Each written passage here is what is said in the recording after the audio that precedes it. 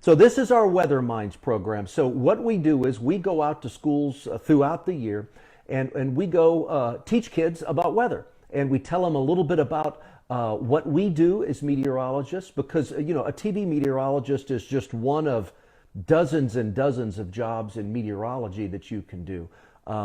So we tell them about our job, how we put our forecasts together. We also tell them about the weather that's happening that day or maybe happening later in the week. We also talk about things even more important than weather. About when I go out and talk to these kids, I talk about, hey, I want you guys to have a dream, and I want you to have a big dream, whether that's being a meteorologist or being a doctor or being an attorney or being a school teacher or being a first responder. It doesn't matter what it is. All of those jobs are important, and so that's what we do when we go out and do this. Is we teach these kids all these kind of things. So that's what we're going to do here, and each person on our weather team, me, Greg Fields, Kaylee Dion, Jesse Huila, Kyle Roberts, all of us are going to be doing this on an ongoing basis, because we can't go out to schools to talk to kids now, so we're just going to take the school to you.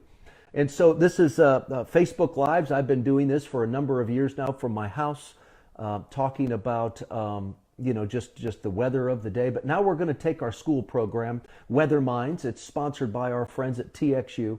We're going to take that to your home via Facebook Live. So let's do this. Let me go into what we're going to start with. So I mentioned that, oh, by the way, I've got a special guest today. I cannot forget this. I have a very special guest today in Southern Illinois. My niece is there. Sadie and my other niece, Sunny, both of them are there. Sunny and Sadie Delkus are joining us live today from up in the area where I grew up, just outside of St. Louis, just across the river in Illinois. So my two nieces, like you guys, they're at home, and I know they're perfect little angels. They're not driving their mother crazy, because they're perfect little angels. And so anyway, Sadie and Sunny are with us today, so I'm glad that you two girls are there as well. Okay, so when we talk about spring, I know everybody talks and thinks, well, on March 21st, that's when we have the spring equinox, right? And that's when spring begins. Well, from a meteorological standpoint, spring is March, April, and May. So it's those 3 months, and we do it those 3 months because, it's easier for us, especially in Texas. You think of March, we're greening up in March already. We're about two weeks above normal, or faster than normal this year. But it's quite candidly, it's just a lot easier to keep track of spring when you just look at March, April, and May. And so a long time ago, that's what meteorologists decided was meteorological spring, not astronomical spring, that begins on March 21st, which was 3 days ago. So here's what we're talking about. So when I'm talking about your spring temperature outlook, it's really a continuation of our winter. And this winter, of course, we all know it was warmer than normal. And my forecast for the next 3 months has us with a continuation of above normal temperatures. Now, how far above normal? It's hard to say, but at least a couple of degrees above normal over the next 3 months. And I'm talking about an average of your high and low. Now, of course, we're going to have some days, a day out of the next 90 days, we're going to have some days that it's cooler than normal. But overall, the trend for us here in spring, and really across a huge portion of the United States, is for above normal temperatures for the next 3 months. So keep that in mind. And speaking of above normal temperatures, in Texas, we have, I've had people say, hey, Pete, I want to get outside and plant my garden. And right now is a fantastic time, mom, dad, to take the kids outside and teach them some gardening. And this is a good time. Well, but the question is, well, are we going to have another frost? Are we going to have another spring? And the old saying in Texas goes, once the mesquite trees start to bud, then the freezes are finished. And I've been here 15 years, and to date, in the last 15 years, I haven't seen that being anything but accurate. So, and right now I know that in North Texas, the mesquite trees have been budding for, they're already starting to green up, and they've been doing that for the last 10 days or so, maybe the last 2 weeks. There's also an old saying that, hey, don't, and I told my wife this every year, don't plant your garden until Easter. We're a little bit of ways away from Easter, but I think with the mesquite trees already starting to bud out, and this forecast of above normal temperatures, I think we're probably okay. At a minimum, I think it's okay for you gardeners. Take the kids outside. I mean, goodness sakes, take them outside. Let them get out and breathe some fresh air. Get out of the house. It'll give them a break. It'll give you a break. Maybe you just get your garden prepared. Maybe you make a garden this year. And you know, as far as gardening goes, this is just a little editorial comment on my part. Well, I mean, all of this is because it's my Facebook Live. But Neil Sperry is a Texas gardener. I love Neil. I listen to him on Sunday mornings on WBAP. I bought Jackie a gardening book. She loves to garden. So I bought Jackie Neil's gardening book. So go on Neil's website. I paid for it just like you're going to. But Neil is awesome. And he's got some amazing gardening tips, how to plant, what to plant, the time to plant it. But again, that's Neil Sperry. Anyway, go check that book out. I promise you won't go wrong. So here we are. There's our spring outlook, temperature-wise, above normal temps for the next 3 months. No surprise. It's a continuation. Of what we've had so far this winter. As far as precip goes, near normal precip. It's the wettest year to date on record. Our records go back to 1898, but it's the wettest year to date on record. I mean, we're just crazy with our rainfall. But from this point forward, it looks like over the next 3 months, we will have near normal precip. And I forget what number that is. I forget what our normal precip is for spring. I want to say it's like 12, 14 inches, something like that. I apologize. I just forgot. I was supposed to have that on my graphic and I didn't, so I apologize for that. But near normal precip for the next 3 months. So that's my forecast. Now, here's one thing, kids, I want you to know, okay? And you need to know this because I don't ever want anybody to be scared of the weather, okay? But I want you to be smart. And if you're smart knowing these things that I'm about to share with you, then you're not going to get hurt because you're going to put yourself in a smart and in a safe situation. And I know your parents are going to do the same thing. So weather fatalities per year.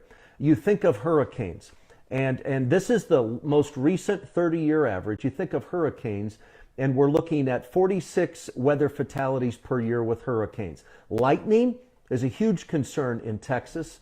But Texas and certainly in the state of Florida, the lightning capital of the United States, Florida. But lightning fatalities are 48 lightning fatalities a year. 70 weather fatalities per year. That's the 30-year average. And here's something, we deal with too often. And I know, Bubba, you got your pickup truck and you got your lift kit on it, man, and you can drive through anything you want. But it just doesn't work that way. I mean, a foot of water will float your truck, dude. I mean, seriously. And I tell people all the time, it's just they want to be cool, they want to be tough. I'm going to drive my truck or whatever through water. I'm like, stop. Okay? So look at how many weather fatalities per year happen due to flooding. And this is one that surprises people oftentimes, and that's why you hear us on the news. And I'm telling folks, please keep an eye on your neighbors, keep an eye on the elderly. Folks are elderly. They want to, try to save some money. They turn the air conditioning down. Maybe they don't have air conditioning. So it's extremely unfortunate, but that many people in our 30-year average die each year of heat. But you can now see the weather fatalities. So now that you're smart, when you're smart and when you're educated, and all of you kids are right now, you'll know how to stay safe, okay? So let me walk through that. So I want you all to have an emergency plan ready. So spring is here, right? I mean, today's March 24th. Spring is here. I want you all to have an emergency plan. I want you to make sure you have a way to receive alerts. And I talk a lot about WFAA.com, download our weather app. All of those alerts are on there.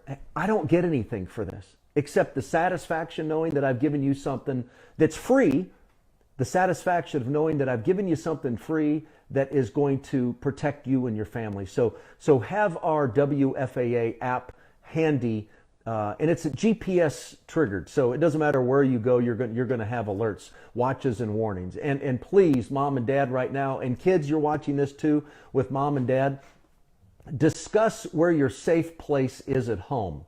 And if something happens to your home, have a meeting place.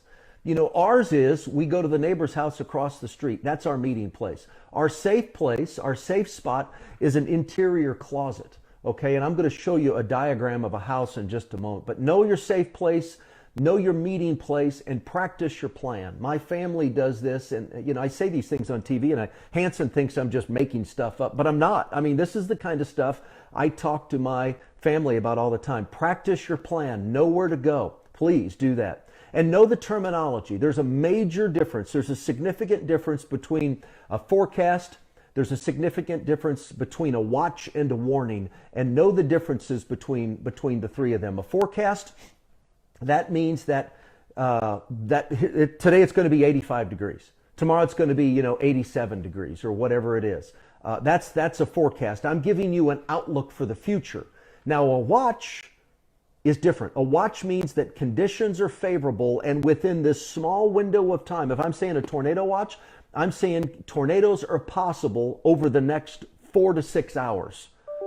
That's more intense, if you will, than saying, on Thursday of next week we could have a chance of severe storms. A watch means, hey, the conditions are ripe. It could happen in the next 4 to 6 hours. And a warning means it's happening right now. Go to that safe room. Know your safe plan. Go to that safe room right now, because a warning means it's happening right now and you need to take action immediately. So those are the difference between a forecast, a watch, and also a warning. And here's the deal. We had that tornado a couple of years ago. I'm saying forecast, stay up to date with weather. A watch, conditions are favorable for severe weather, but it's not happening right now. And a warning means it's happening right now, or it's moving into your area. It's about ready to happen in minutes. We had that December 26th tornado when those people's lives were lost. We had that big tornado outbreak just, into the Dallas-Fort Worth area.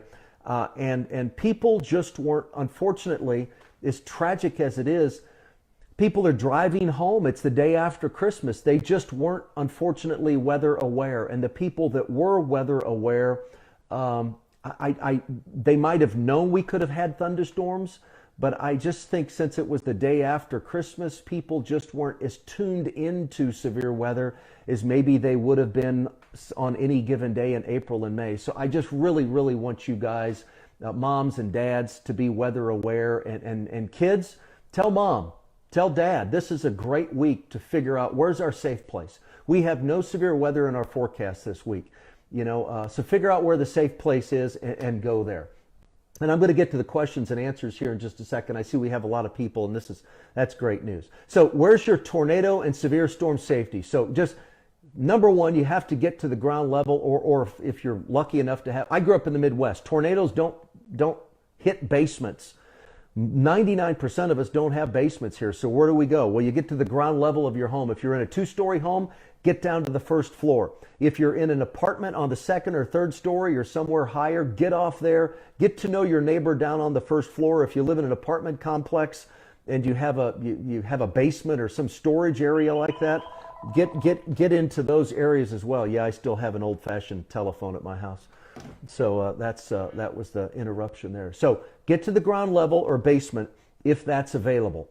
And as you take a look at this diagram of someone's house, find a room as close to the center of your home as possible. So we've chosen an interior closet. And why do you need to go to a room in the center of your home or as close as possible? Well, we know for a fact, science has proven, research has proven that people are hurt by flying debris.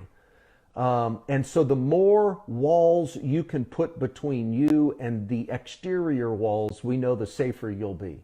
So stay away from those exterior walls. An interior room, put as many walls between you and the outside as possible. And I tell people, I go to schools and I tell kids, hey, go to the bathroom. And they're like, why? And I'm like, well, what's in the bathroom? And they all laugh and giggle.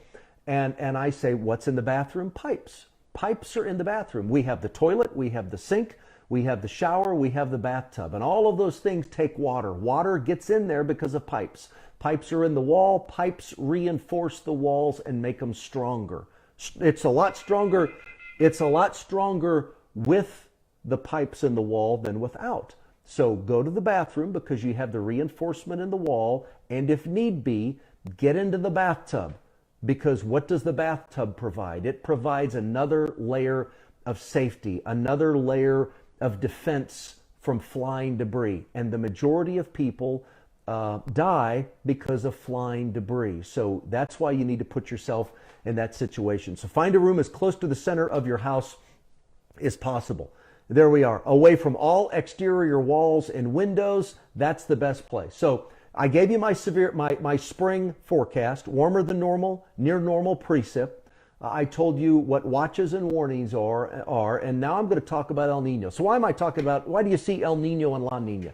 And what are El Nino and La Nina? Well, El Nino is a warming of the water in the equatorial Pacific. And when that happens down in the equatorial Pacific, that warmer than normal water, it shifts the jet stream across the globe. And as the jet stream across the globe is shifted, it just changes what we may consider to be a normal weather pattern. So El Nino's warmer than normal conditions, warmer than normal water in the equatorial Pacific. La Nina is cooler than normal water in the equatorial part of the Pacific. And there's no two El Ninos are the same. No two La Ninas are the same. And you see that little flashing circle right there, just to the right of the word Nino? That's where we are right now. And that black line in the center, which is a zero line or a neutral line, that's what we're near now. So we're not in an El Nino, we're not in a La Nina, we're in a neutral phase of this, or we call it ENSO neutral. What does that mean? Well, look at the forecast first of all. The forecast over the next 6 to 10, 12 months keeps us with a neutral phase or an ENSO neutral phase. Well, what does that mean for us here in the state of Texas? Well, and really across, this whole area that I have shaded in yellow. This is my severe weather forecast for the spring here for North Texas and really the southern plains and into parts of the south. Since we are right now in an ENSO neutral, we're not in El Nino, we're not in La Nina, we're kind of in a neutral phase right now. My forecast for the spring is near to slightly above normal severe weather. So severe weather will be near to slightly above normal. Well, what does that mean? Well, here's exactly what it means. This is the average number of tornadoes in North Texas. In March, we average 3. In April, we average 8.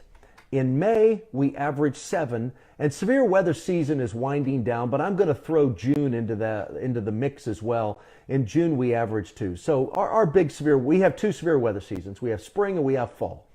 In June, severe weather season usually shuts off pretty quickly, the first, maybe the second week, because once we get to 100 degrees, we're finished. You know what I'm saying? So for us, it's March, April, and May, and it bleeds into a little bit of June. But we have those 2 months, or those 4 months. And in those 4 months, do the math for me real fast, 20. In those 4 months, we average 20 tornadoes in North Texas, which is the bulk of the year because the entire year is 25. Now, listen, don't tell me, Pete, I added up 3, 8, 7, and 2, and that doesn't come up to 25. I've played this game before. I know what some of you are thinking. And you're right, it doesn't add up to 25. But March, April, May, and June's 20 for those 4 months. For the rest of the year, 8 months. The other 8 months, we average 5. So that's our average for the year is 25. So that's my spring forecast. That's my severe weather forecast for North Texas. And right now, here's my 10-day forecast. And I tell you what, we had 11 days in a row with 11 consecutive days, or as I tell Hanson, 11 consecutive or 11 in a row. 11 consecutive days with rain, and finally we have a stretch of dry weather right now. We do have a little bit of rain late day Friday, more likely after dark Friday night, and into Saturday morning. It's mainly East Texas on Saturday morning, but we're going to be in the 80s the next 4 days. And we drop back into the 70s on Saturday and Sunday, and those highs in the lower 70s on Saturday and Sunday, that's the normal high temperature for this time of year. It's in the lower 70s, so we're good. Then another couple chances of rain as we head into next week, and we will be near record high on Thursday. Thursday's record high is 91, set back in 1909. My forecast is 89. So there we go, guys. That's my little weather lesson for the day. Now I want to take your questions. Sharon Swain and Amy Wright. Well, the thing is the random tornadoes. Okay, I've picked this up. Okay, we have Rudy Bustos. She says, I am still paused. Let's see here. Let's see if we can find Leslie Harris. Can we have this kind of podcast all the time? I love this, not just during a crisis. I love this. Well, Leslie, I do these Facebook Lives all the time, so yes, we'll keep doing this. Melissa Garcia, can a warm front cause severe weather? Absolutely it can. Melissa asked this question, great question. Or is it only a cold front and a dry line causes severe weather? Melissa, that's a great question. Can a warm front trigger severe thunderstorms? Because Melissa says that she knows cold fronts and dry lines trigger severe thunderstorms, and you're right. Any frontal boundary is just a mechanism for triggering thunderstorms, and any of those can be severe if the atmospheric conditions are right. So yes, a warm front can create severe thunderstorms as well. That can be the trigger for that also. So thanks for that. Melissa Garcia, thank you for that question. That was good. Who else do we have here? Let's see. Bob Romo. Bob, where'd you go? I lost your comment. Lauren Van Bricker, 25 touchdowns or rotation. Well, a tornado is a tornado once it touches the ground. So here's the story. What if you have a rotating funnel cloud up in the sky? What is that? Question? Here's a test to give the kids later. Hope you kids are listening to this one. If you have a rotating funnel cloud in the sky, what's it called? The answer is a funnel cloud. If you have a rotating funnel cloud on the water, what's that called? It's on the water. What's that called? A water spout. If you have a rotating funnel cloud on the ground, what's that called? It's called a tornado. But if it's up in the air, it's not a tornado technically until it touches the ground. If it's up in the sky, it hasn't touched the ground, it's just a funnel cloud. So if you hear someone say, oh my gosh, I saw a tornado in the sky.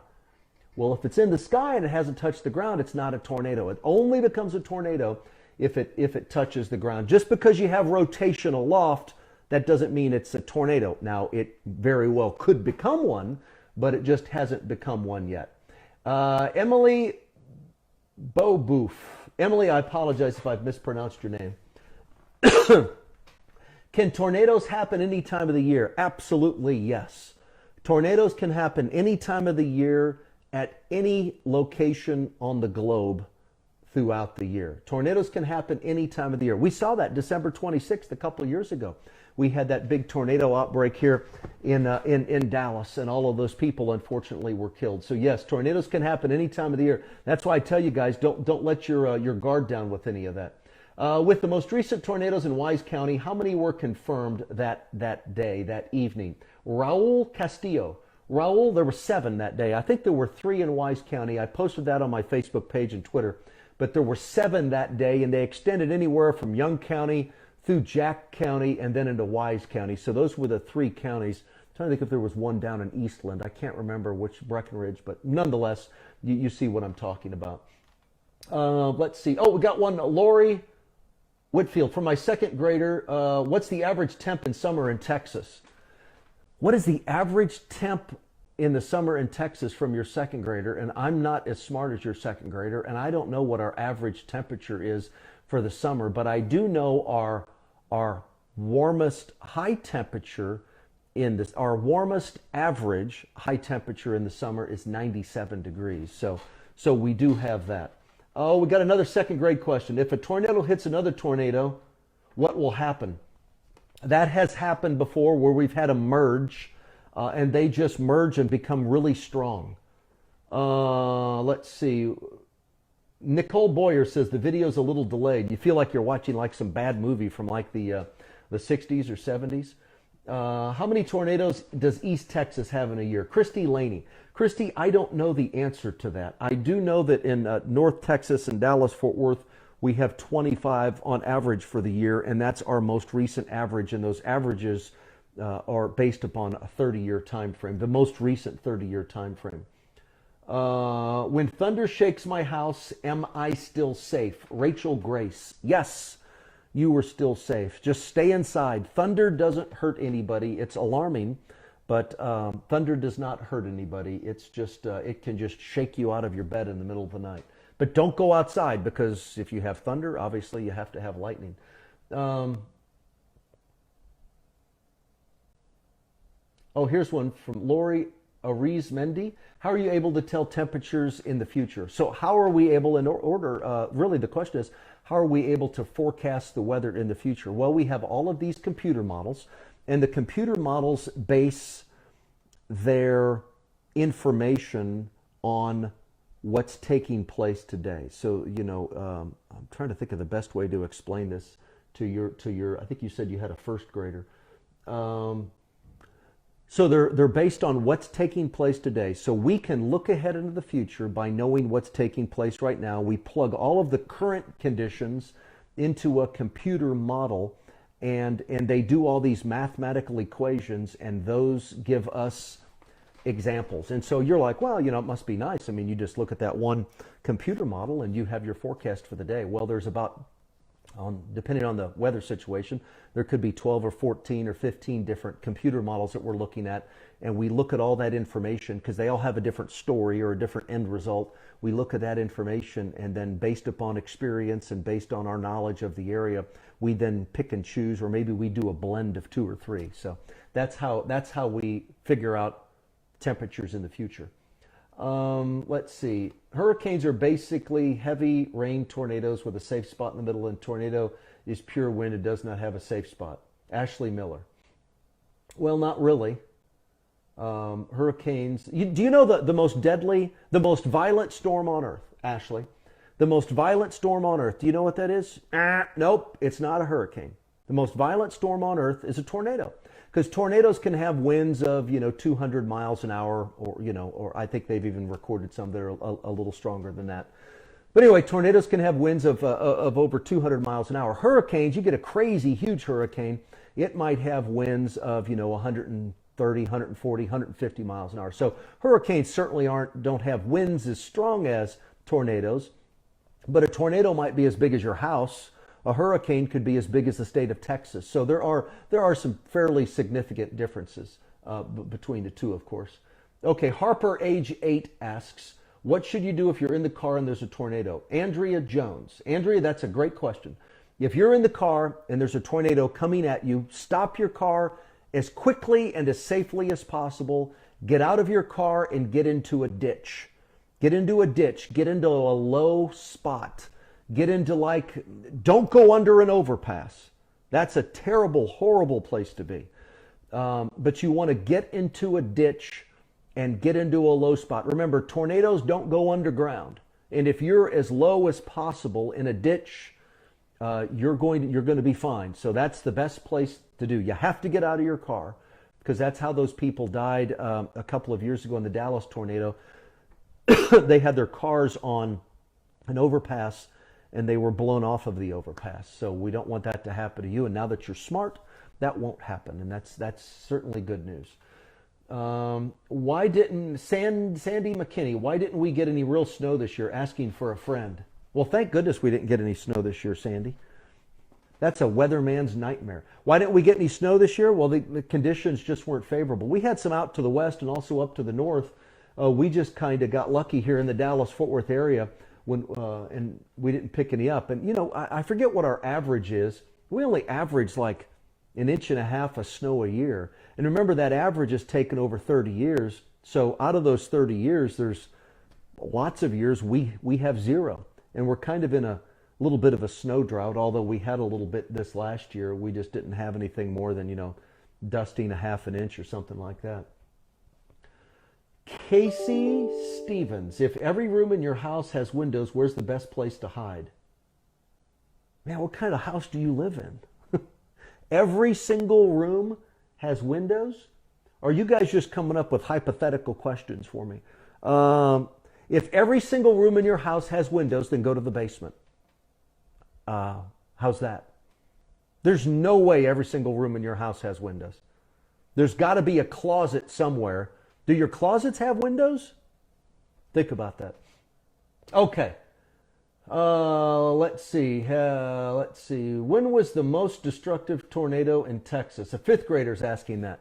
You know, I had a guy tell me a long time ago, he said, I was asking him questions, an old meteorologist, a mentor of mine, and who has since passed away, but I would ask him these questions all the day, and when he didn't know it, I would say, well, John, I thought you might know that. He goes, Pete, nobody knows everything. And he goes, the sign of somebody willing to admit that the sign of someone who's willing to say, you know, I don't know the answer to that, is a sign of someone with some experience and a little knowledge. And buddy, I don't know the answer to that. I don't know off the top of my head what the strongest tornado ever in Texas was. And I'm sorry for that. But we've got this great thing here. Let me show you. It's what I tell my kids all the time. I will look that up, though, and answer you. I promise. Okay. Leslie, do you have any questions? Just checking for Leslie McCardle to see if she has any questions. I mentioned she was our news czar earlier today. Let's see if she answers back. See if she's still listening. Okay, does space affect the different weather conditions? Logan, 4th grade. So weather is what's taking place within our atmosphere. Space is outside of our atmosphere. Now, there is space weather, but what's happening in space, you know, there's sunspots and things of that sort that will have an impact on the Earth. But you said, does space weather have an impact on our weather? I don't think so, because our weather, for the most part, again, aside from sunspots and solar eruptions and things like that, our weather, for the most part, you know, is confined to what happens here in our atmosphere. But I do think that the space does have some. Obviously, it has some impact on our weather here. I just can't get into detail of that because I quite honestly don't know the answer to that. Let's see, what else do we have here? I've got just another couple minutes, guys, and I have got to go put my hair on, because look at this. Man, I've got some serious hat head working today. I ran this morning. I had to get some fresh air. I was social distancing today, and so I've got to go tape my hair on and get it all fixed.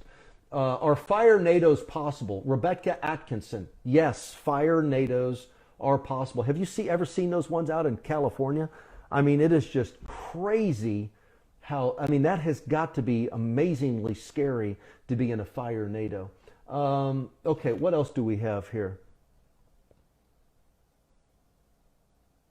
Okay, here we go. Let's two more. I lost it here. How strong? Kristen Lesher. How strong are the winds in a microburst? This is from Andrew, who's a kindergartner at Brentfield. Kristen Lesher, and her question comes from her kindergartner, Andrew. How strong are the winds in a microburst? Well, microburst can have winds. That's just really, in essence, just a thunderstorm that just collapses, and it creates this downward burst of winds. Those winds can easily be 100 miles an hour or stronger at times. Okay, what else do we have? One more question right here. Oh, Kimberly Boyd Price. Well, you're very welcome. I'm glad to help out. This is fun for us.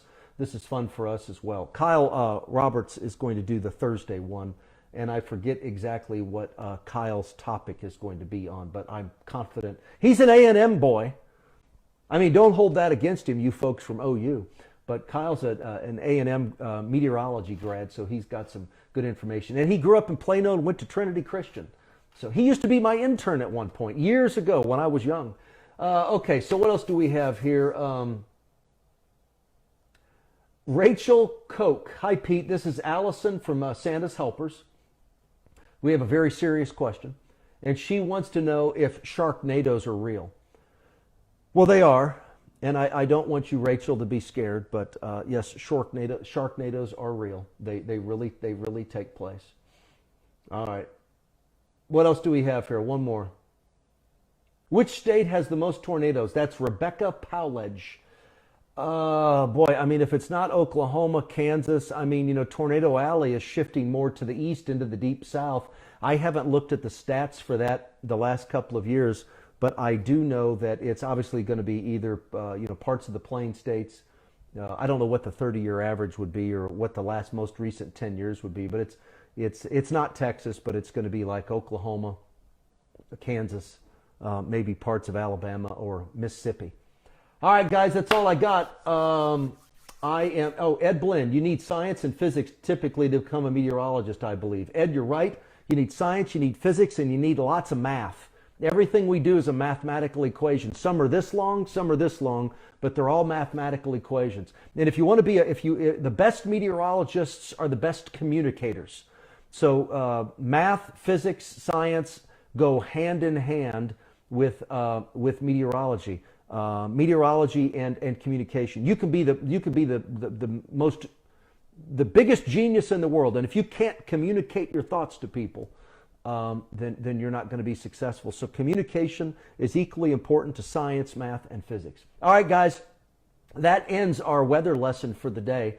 I apologize for our technical snafu at the beginning, but thanks for hanging with me.